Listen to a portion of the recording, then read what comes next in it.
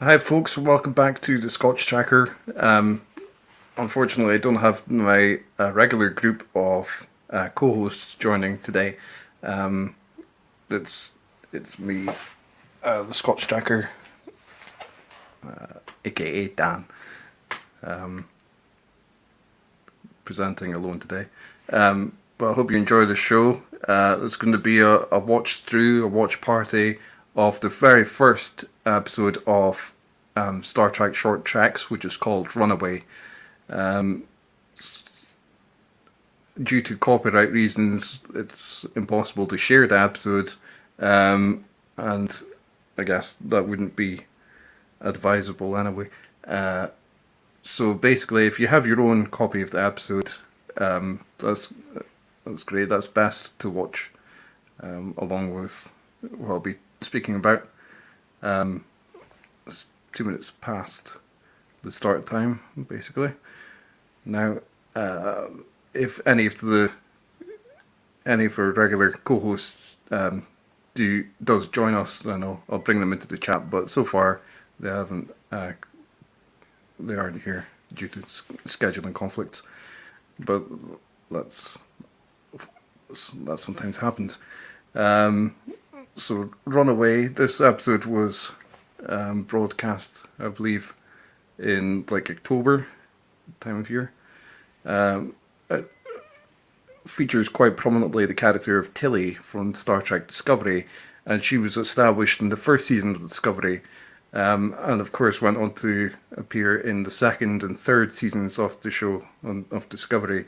And I thought it's quite interesting that the short tracks, the first season of short tracks especially, seems sort of predominated around what had already been on with Discovery. And the first season of Discovery had been on before short track started, and the whole basically reason behind the creation of short tracks was that they wanted to keep alive the interest and promotion of Star Trek, but season 2 wasn't yet ready for release, and also they had to finish off the post production on the second season of Discovery. They had to complete the visual effects, I believe. It says this, and Alex Kurtzman talks about this in the audio commentary, which is on the Blu-ray and DVD releases of the short tracks episodes. And then, I suppose, as you go further into the first season of short tracks, it becomes less chronological, I suppose. And then in the second season, they have like an episode or two set on the Enterprise. They've got the final episode of the second season of short tracks, which is called Children of Mars, which is a sort of prequel to the series Star Trek Picard that used to set up that show, and that's set in the far future. And there's also an episode similar to that in this first season of Discovery, which is also likewise set in the far future. However, it's featuring the Discovery, and we'll get to that in later weeks. That episode of Short Tracks is called Calypso, and it's the episode's actually that aired after this one, so it was the second episode of Short Tracks. I found it quite interesting that although Tilly's mother had been referred to in the first season of Discovery, she hadn't actually appeared, but she does actually make her first appearance in this episode, Runaway. It's now 5 minutes after the start time. If you can, set up your own version of the episode so you can watch along with what I'll be discussing. So here goes then. Out of 5, 4, 3, 2, 1. Play the episode. So this, we get at the very start, is the opening titles of Short Tracks, the series. And the the theme music does change in other episodes, but this is like establishing it, and it's very similar to the opening credits of Star Trek Discovery. And this initial shot, the sweeping shot of the Starship Discovery, I thought this was a really cool shot myself. I really like it.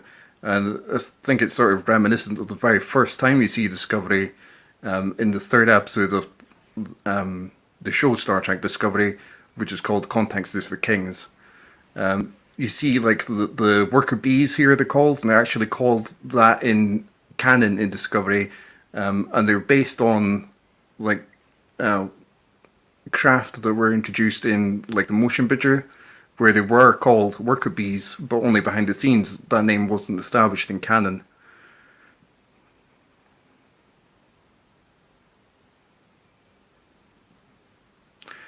I found it interesting watching the audio commentary for Runaway that's on the Blu-ray and DVD discs. The director talks about this scene, which always reminds me of sort of the idea of acid is blood, or whatever, in the Alien films. It was based on Monster Inc.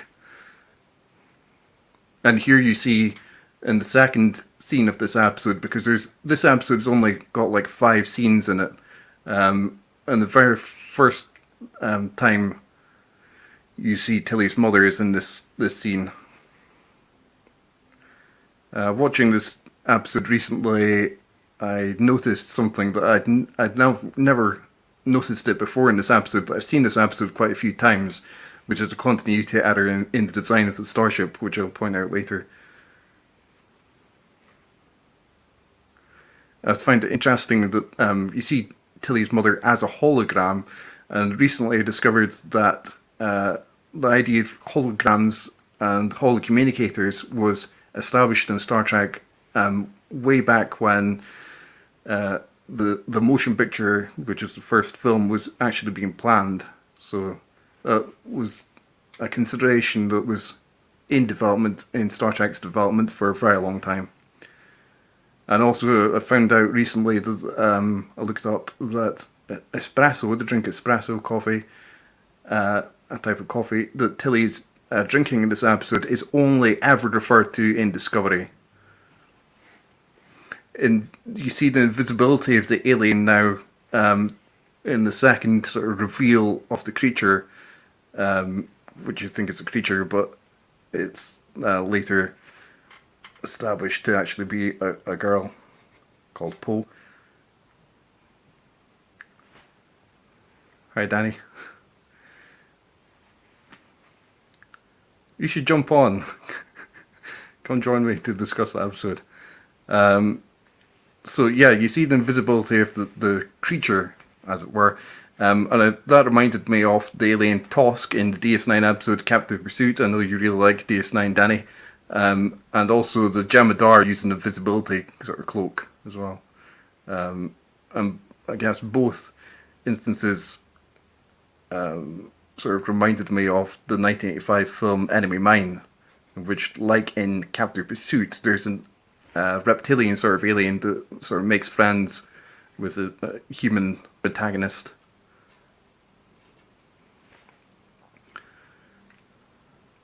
And by this time you see that it's not actually a dangerous sort of creature. It is actually the girl, Poe. You see her blinking. Her blinking was actually added in post-production using CGI. She blinks like sideways, which is sort of similar, I thought, to the Nibrins, which are the aliens at the very first scene of Star Trek Into Darkness. They also blink sort of sideways, and their eyelids and their blinks are added using computer-generated imagery. Like also the Gorn, when they remastered the original series episode Arena.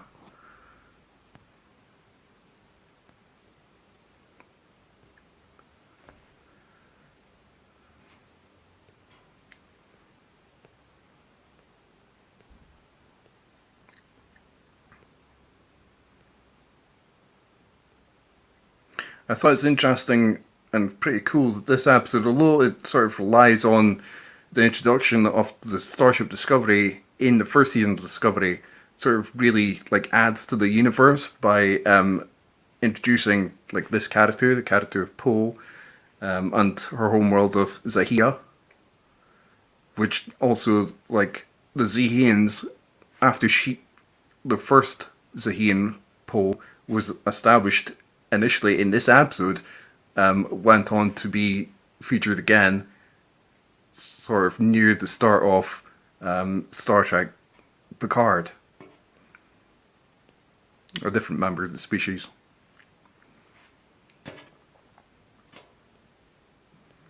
I'm not sure where sort of the rest of the crew goes when Tilly and Poe are speaking in the mess hall in this scene, but I sort of thought to myself that maybe it might be the night shift, so most of the other crew members are sleeping.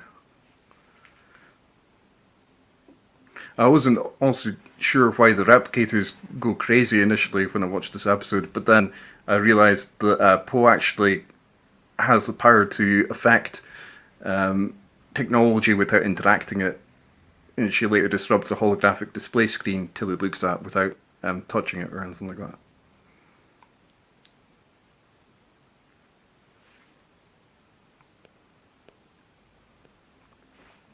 You do see quite a lot of Poe's backstory. I think quite a lot of it was exposition, and here you see the other crew members, including a is it Nautilus? The alien with the big head. Here, in the very next scene, the third scene of the episode, we seem to shift through a window. But the continuity error that I've noticed is that window isn't actually, when you see that same wall, isn't in the structure of Discovery. You see it in a later shot. I thought it's interesting that here we go. There's no window in the ship when you see it from inside the room. I thought it's interesting that Poe says that the Zahians were born at the same time as their planet, making them twins. I thought that might be the case, or it might be like part of their mythology. You can say.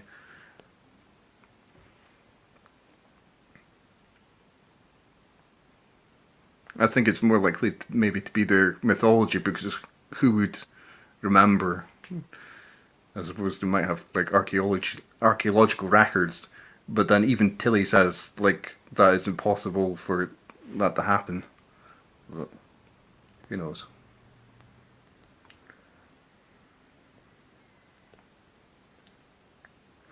And the character of Poe is initially much younger than she is in the final version of this episode, with a much more elaborate makeup scheme than she has here.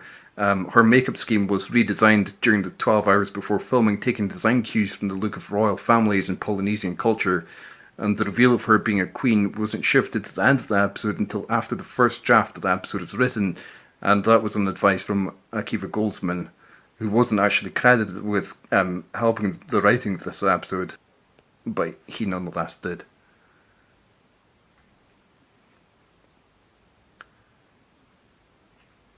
I really liked the look of the like cinematography. The camera work, basically, and especially the colorization in this episode. I think that's pretty cool. And I like sort of the matches, like the blue. There's quite a lot of blue especially like in this scene, I would say. And it matches the blue of Tilly's uniform, some blue on Poe's face. I think it's very cool.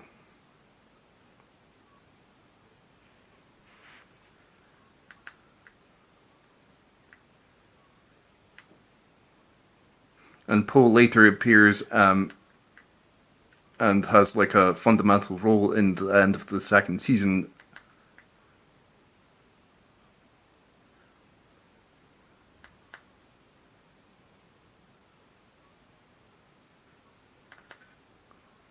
We're now like 10 minutes into the episode.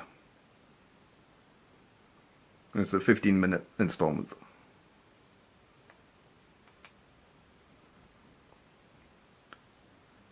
I thought it was cool to flesh out the character of Tilly a bit more, with her established as, or reiterated, I should say, as taking the command training program.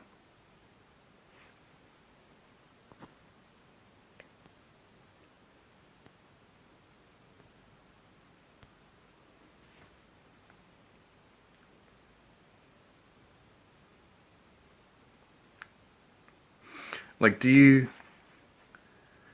enjoy this episode? Is it one you enjoy?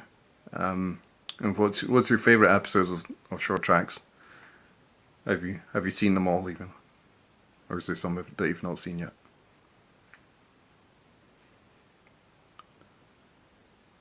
You can post in the comment section. We're now like 11 minutes and like 15 seconds, basically, into the installment. And so this must be the fourth or fifth scene. It's the final scene anyway. I think it's quite interesting they didn't include a shot of post homeworld Zahia before she actually beams down. I thought that was. I thought if there's anything that the episode's sort of missing, then I would have included the shot there, because otherwise it indicates that maybe like Discovery's doing a long range beam down at that stage, where shouldn't be like technologically, doable at that sort of time in the Star Trek chronology. So I think it would have been great if they'd included the planet. And the planet, Poe does say to Tilly that Zahia is beautiful. Well, Tilly should know like what the planet looks like, at least from orbit, surely, because she sees it. She would probably see it through the windows. And this final scene where Poe gives Tilly a gift of the lithium crystal was originally to be a tooth, marking that she was a much younger character than she actually ultimately became.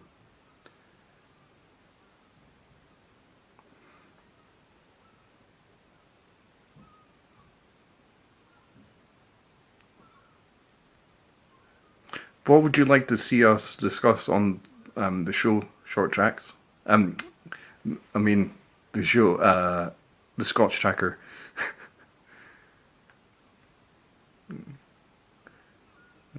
You can post that in the comments. Yeah.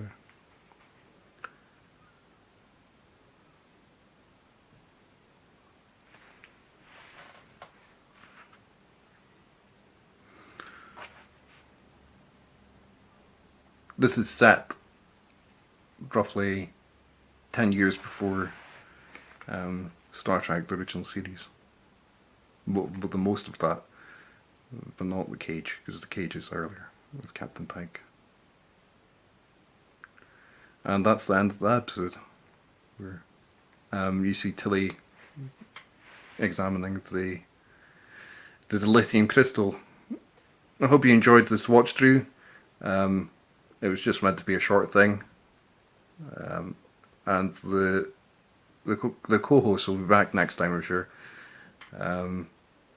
Thank you very much for watching.